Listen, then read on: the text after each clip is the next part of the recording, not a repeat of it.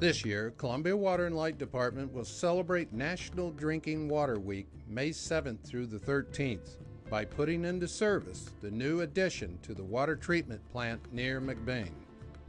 We have a new aerator, a new primary basin, a new secondary basin, 2 new filters, 2 new high service pumps, a whole new lime system. The increase in water treatment capacity should last Columbia for several years. However, demand grew faster than expected after the last addition in the early 70s. Right now our capacity is 24 million gallons a day, and we'll go to 32 million gallons a day. This last summer we were averaging right around 23 million gallons a day, and a couple of those days we were hitting over 24.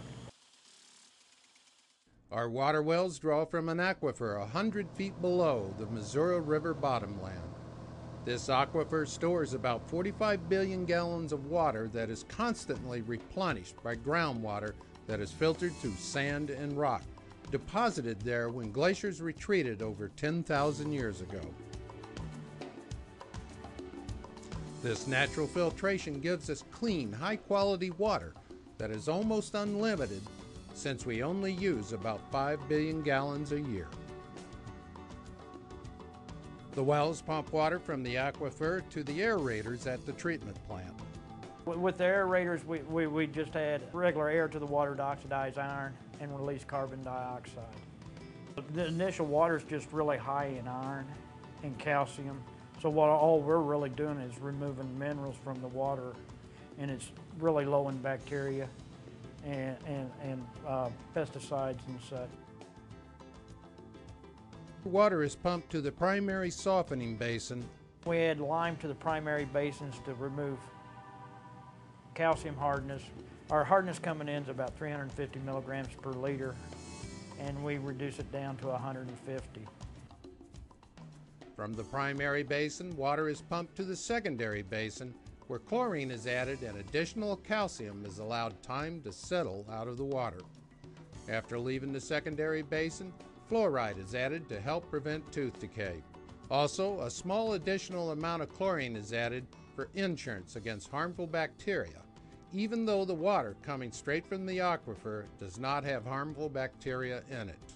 Because we're pumping it throughout the distribution system, you could have a main break and have cross connections or something like that, just to make sure it's safe to drink. The final step is filtration, where the water flows through anthracite, sand, and gravel to remove undissolved calcium particles in the water. Each year, over 4,000 tests are run on samples from the treatment plant in 40 locations. In the 30-plus years of the McBain treatment plant's existence, no violations of standards have occurred. In the fall of 2003, Columbia voters passed a ballot issue which funded the major water system expansion projects. Construction is planned to begin this summer on a second 36-inch water main from the McBain plant to Columbia. It will provide additional output from the plant and is a backup for the existing line should it ever be damaged. On the northeast side of town, a new pumping station is planned in the Hillsdale area. Pumping stations in Columbia bring water from the treatment plant to reservoirs in town. These reservoirs are filled during low demand in winter. This reserve gives the city extra water during emergencies and peak demand in the summer. From the reservoirs, water is pumped to storage tanks and water towers. Since water seeks its own level, when you turn on a faucet, water flows from the tower to your home. Gravity provides the water pressure. Along with these major projects, there are other system upgrades financed through the voter-approved bond issue.